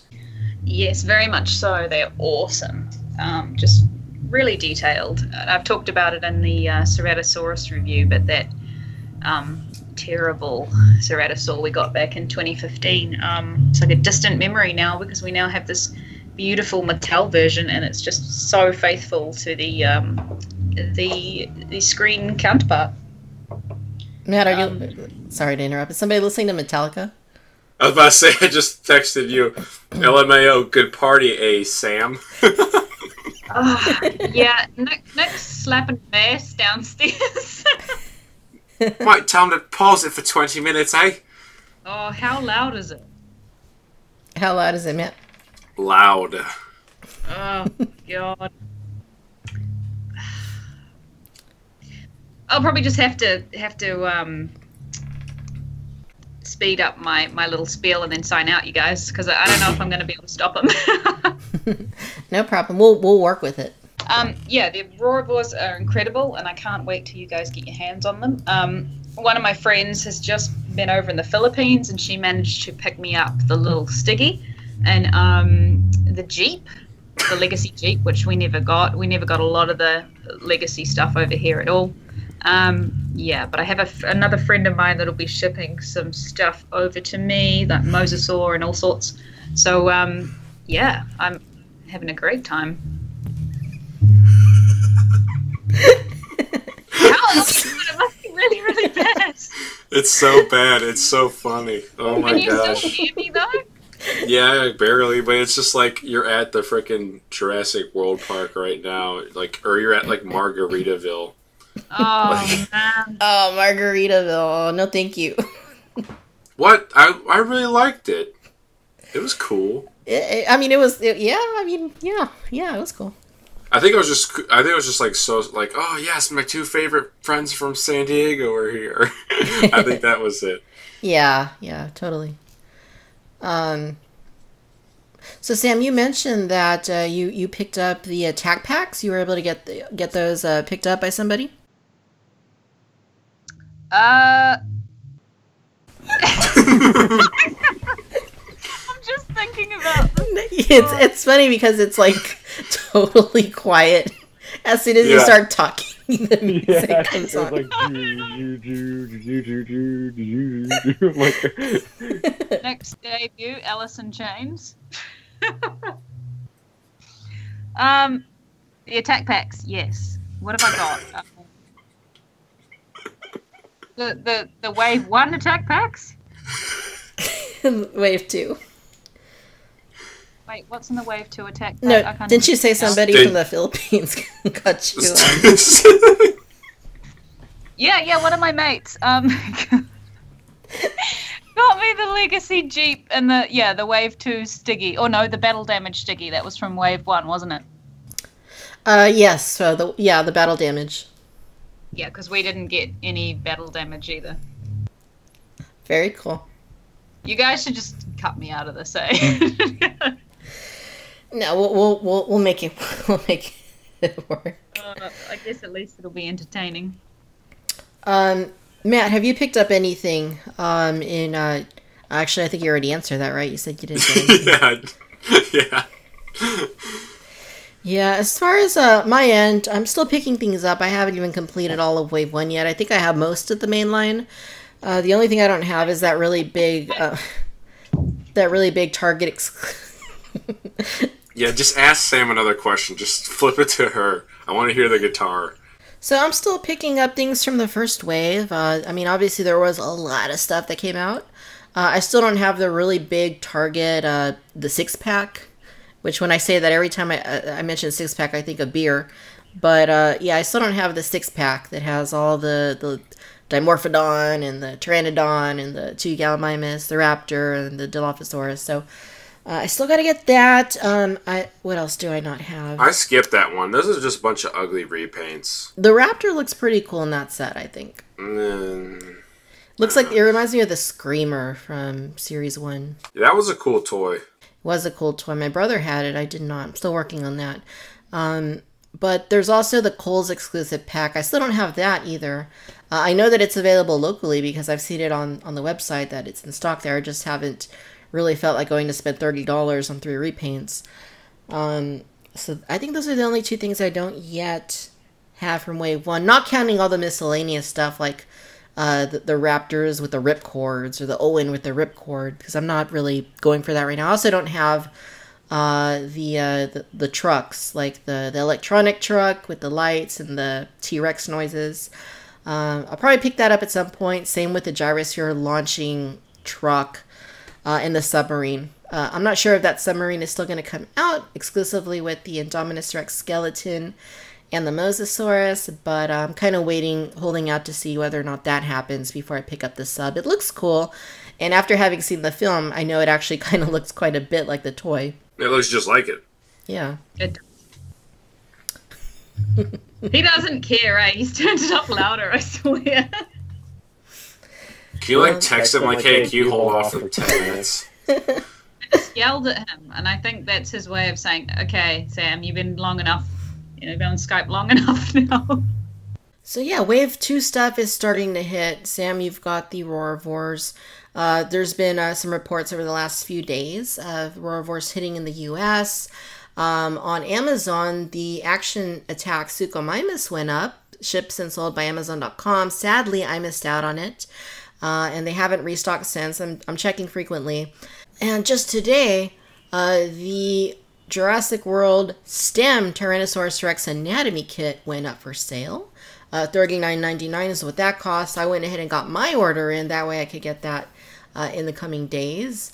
I think a lot of us are pretty antsy to get our hands on this Wave 2 product. So it is nice that it's starting to trickle out. Of course, some people are starting to even find the Wave 2 human figures like Claire and Wheatley. And I think there's another Owen. Because, I mean, we all know we need all the Owens we can get, apparently. So stuff is coming out. It's trickling out little by little. But now that the film is here, I think it's a good time to see the Wave 2 stuff starting to hit. So hopefully in the coming weeks, it'll be hitting in higher numbers. That way anybody that wants to find Wave 2, whether it's the action packs, the action attack Suchomimus, the Roarvors, the human figures or anything else, the anatomy kit, will be able to buy all the Jurassic World toys to their heart's content. Yay! Every time you talk, the music starts. Tragic. So one thing I do want to touch on before we go is how are the toys holding up, you guys? As far as the quality goes, you've had more time to kind of play around with them and interact with them. How are things going on that end? Well, like I mentioned when we're having a break, Vicky, I've just given my Colossal to my friend's children for like a week. Yeah, that's awesome. So I'll see how he holds out. But other than that, I haven't played a heck of a lot with them. I mean, I take them off the shelf and hold them, and yeah, I mean, they seem to be holding up fine so far, so good. Very cool. Matt, how are things holding up in your end? Yeah, so I guess a couple things. One, I've noticed this thrash and throws kind of weird. That one's been breaking a lot on people. I've gotten DMs from people on Instagram showing me that it's broken. No! Yeah, so I might make a video about that. Even mine is a little broken. I showed you earlier, Vicky, a month ago of the lake, but I've just been so freaking busy. I haven't had time to buy a new one and exchange it or whatever. Uh-huh. But mine doesn't really roar like 70% of the time when I push it upwards. I like to just, I don't play with them. I just like take it off the shelf. I'm just like, this is awesome. I make the roar and I put it back. But yeah, sometimes it doesn't even roar, even though it looks so cool. Mm-hmm. Actually, I kind of like befriended the lady, the mom, who was in the kids. Who were in my day one-ish that like almost made me cry because like she like tweeted me, thank you so much for standing up for the Jurassic Park fans, and like she had the two kids, and then now it's like my cover photo. But I was talking to her, and I literally yesterday on Twitter Messenger, and I was like, hey, have any of the toys broken? Because I noticed the Stompin' Strike, and like, yeah, our Stompin' Strike's kind of broken. I was like, crap, I knew it. And I was like, well, what do you think of the human figures? She's like, well, the human figures, the Kenner ones are probably better because they're more solid and plastic. I was like, yeah, the only thing I'm really concerned with is the plastic quality of Mattel. But for the most part, most of the dinosaurs have been okay. But some of the human figures kind of have loose leg joints. And the thrash and throw, of course. But other than that, I think everything besides, I think one fan tweeted me a Baryonyx like fell off a shelf and it shattered. Oh. Besides that, the quality's been really good. I'm not so concerned. And actually, if anyone's listening, that's a member of the Jurassic Park Toy Forum, I actually started a thread that only one person has responded to, Ichthyosaur, who's a longtime member. That I made a Mattel quality control thread. I don't care about paint defects because paint defects are going to be everywhere for every company because the Chinese factories are imperfect.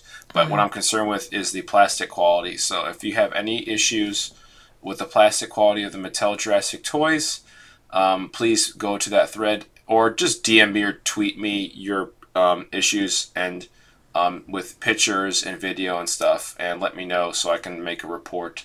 And we can fix these issues because this is year one. And for the most part, Mattel is a great toy company. They have done a fantastic job so far. And we want to be as involved, even though we're not involved, But we want to let them know, hey, this. And they'll be like, okay, because they've listened to us. Yeah, as far as the quality goes on my end, things seem to be holding up. The biggest issue I'm having on a few of the dinosaurs is that the plastic seems to be warping a little bit. And I'm mostly seeing this on the action pack figures, the inexpensive $8 figures, which makes sense. They're small. The plastic that Mattel's using for these is kind of flimsy. I'm not a huge fan of the action pack line for this reason. Is that, the plastic does seem like it could be better. We have the Gallimimus, and I think that's the one that's been the most problematic for me. The legs on it seem to warp pretty easily. And these things are constantly falling off the shelf. Other than that, I have noticed that the Roarivores, let's see, I have the Metriacanthosaurus and the Allosaurus, but it's mostly the Metriacanthosaurus that seems to kind of want to fall. Like, it's just not really balanced anymore. I don't know if it's that the legs have warped or what, but it just doesn't seem to be standing very well. So I've kind of had to crouch her down into this more, like, crouched pose, like, where she's kind of leaning forward a little bit more than usual in order to keep her upright.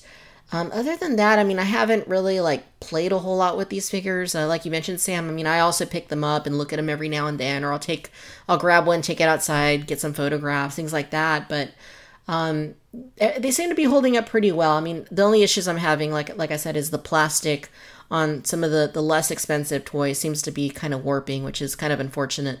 Yeah, I agree with you, Vicky.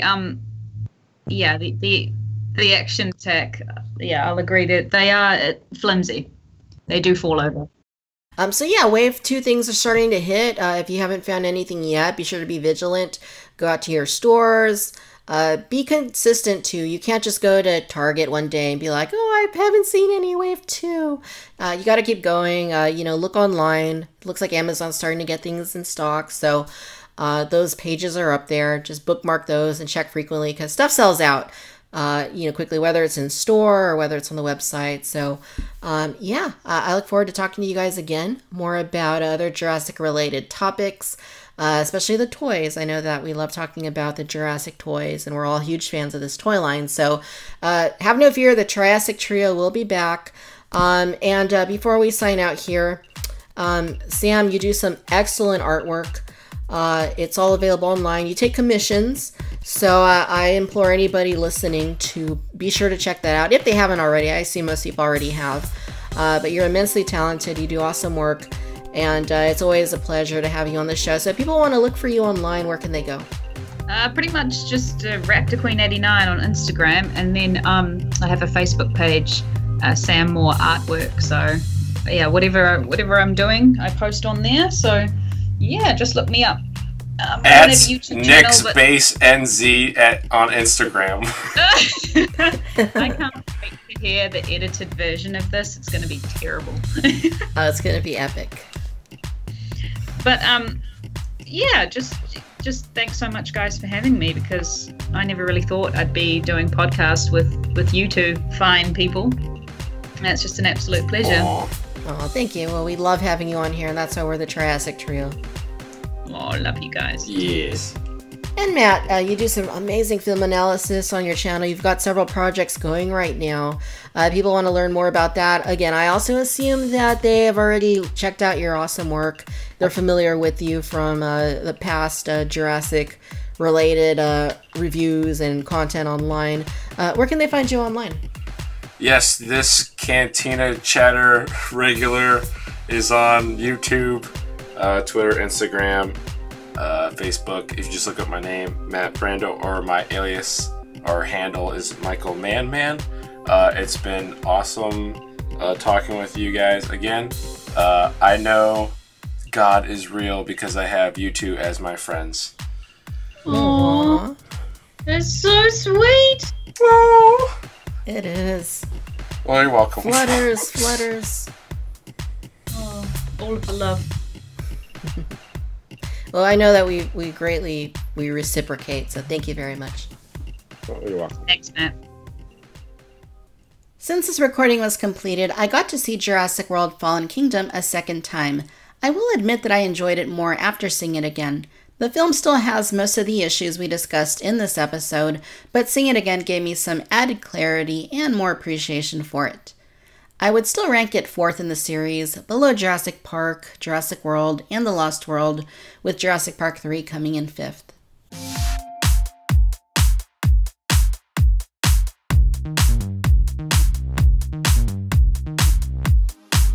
That'll do it for the 25th episode of the Cantina Chatter Podcast.